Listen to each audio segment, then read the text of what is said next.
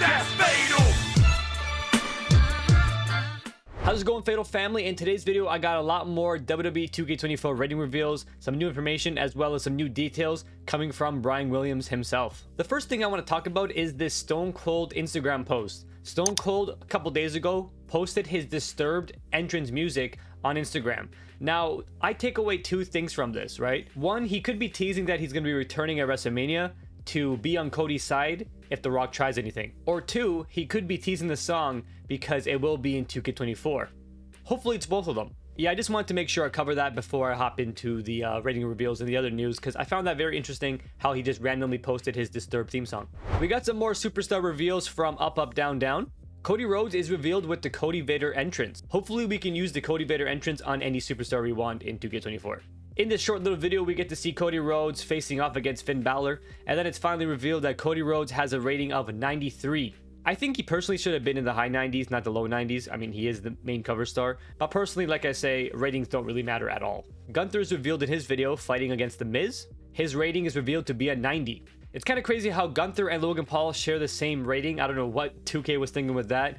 Gunther should definitely be like a 97 or something. I mean, he's literally a champion that's breaking records, and he's the same rating as Logan Paul. Make it make sense. Johnny Gargano is revealed, and he's looking exactly how he did in 2K23. Like, no kidding. He looks just like he did in 2K23, which is not really a bad thing, but I wish they did update the attire. We get a better look at Ludwig Kaiser as Johnny's fighting him, and Johnny Gargano's rating is revealed to be a 74.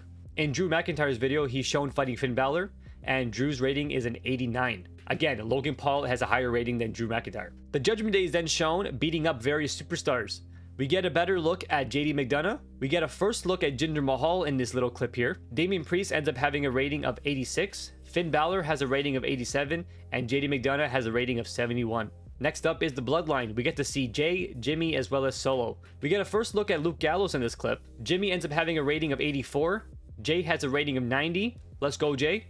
And Solo has a rating of 86. Next up is Alpha Academy. We get to see Chad Gable, Otis, Akira Tozawa, and Maxine. Chad Gable has a rating of 80. Otis has a rating of 74. Maxine has a rating of 64. And for a video game debut, that's pretty low, but honestly, the rating does make sense. And Tozawa is at a 68. During Raw, they also revealed that R-Truth has a rating of 67, and Tommaso Ciampa has a rating of 76. WWE Games on Twitter then revealed some more roster additions through some images. The first image says Alba Fire, Thea Hale, Bad Bunny. I'm glad that Bad Bunny's making his return. I'm assuming it's going to be the Backlash model. Hopefully they give us both Bad Bunnies, and regular Bad Bunny will just be an alt attire to Backlash Bad Bunny. Bronson Reed. Finally, Bronson Reed makes his video game debut. He didn't make it for 2K22. He got removed for 2K23, so I'm glad that he made it to 2K24. Jey Uso, Maxine Dupree, Isla Dawn, Tegan Knox. And then the second image said Carmelo Hayes, Roxanne Perez, Trick Williams, Wolfgang, Fallon Henley, and Channing Stacks Lorenzo. And we also get an image of Fallon Henley right here so we can see how she looks like in the game, and I also put her in my thumbnail. The funny thing about these WWE Games posts is that they added Thea Hale on both images, and they also tagged the wrong Wolfgang account. The Wolfgang that WWE Games tagged is actually a cock raider, which is pretty funny, and the community was sort of poking fun at that. They were like congratulating him. They're like, I'm so glad you made it into the game. That was kind of funny. We got some new screenshots. 2K revealed Piper Niven. Her model and attire looks great, no complaints there. They showed a better image of Maxine Dupree. We can see that for a debut, her model looks amazing, and she's wearing the attire that she had her first match in. They also showed us Jay's entrance, which you can see in the background here. We also got an image of how the main menu looks. I mean, it has Cody's face on it, and it's a main menu. And we also got to see how the store and controls section look like, with Carmelo Hayes on the store and Miz on the controls. Carmelo Hayes actually posted this image on his Instagram. And finally, Brian Williams did 2 interviews today, and he dropped a whole bunch of new information and details. His first interview was with Casual Yelling. During this interview, this is what Brian Williams had to say about Gauntlet matches. There are 3 variations of the Gauntlet that we have this year. We have the normal Gauntlet, which is your start out with one guy, work your way through the number until the last person standing one-on-one. We have the Gauntlet Eliminator, which is essentially, it's a gauntlet that works like a Rumble, where you'll have up to 8 superstars in the ring at once. And it's the last remaining superstar that is the victor. And then we have the turmoil match, the Gauntlet turmoil match, which is basically one superstar against a team of others. And there is an achievement attached to this one where it's like you have to, and if you lose, it's game over. Mm-hmm. The other 2 versions of the Gauntlet, if you start out as our cover athlete, Cody Rhodes, as number 1, but you end up getting pinned. You're able to take control of the next superstar coming Okay. out, so you can keep playing. But in the turmoil, once you get that defeat, it's game over for you. And we have an achievement where you have to, it's you have to go through a 30-person gauntlet in order to win this achievement. So good luck. And as you mentioned, as far as the health, your health will regenerate slightly.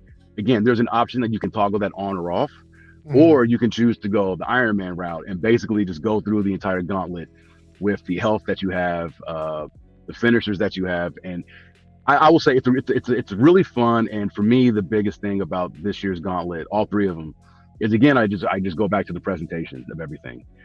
We've had this match type in the game before, but it did not have anywhere near the level of production and presentation. When you defeat one superstar, the winning superstar will have an emotion. They'll emote, whether fatigue or if they're just running through these guys with ease, confidence, and they'll beckon for the next person to come out. That superstar will enter the stage. So it just, again, it makes the match look more on par with what you would see when you see these gauntlet matches happen on WWE programming. So that's very exciting. 3 different versions of gauntlet matches, including one where you can fight 30 different superstars. I'm actually very excited to dabble into gauntlet matches and make content with it. I highly recommend you check out the full interview, link in the description. But here are the bullet notes from the first interview. With special guest referees, you have the option to wear the wrestler's in-game attire or a custom referee attire they made for the superstar and create a ref. This is for in-game refs, all superstars, managers, and all playable characters. The special guest referee can be evicted similarly to 2K14's iteration, but you can disable this meter manually in settings. Refs can kick out managers and do the action the NPC's ref have in previous years. Superstars have all referee movements and animations, but can change between ref mode and superstar mode, where superstar mode allows them to use their moveset. If you get kicked out as referee, you become a ringside manager during the match. The casket and ambulance match are practically the same match, and the only difference is the environmental attacks you can do with the ambulance and the casket. In Create a Superstar, you don't need to leave the menu to save your progress. This year, there's a quick save feature you can do while still editing your Create a Wrestler. Brian claims they updated to where the cop parts are able to work better with the cause this year, so they work better like defaults.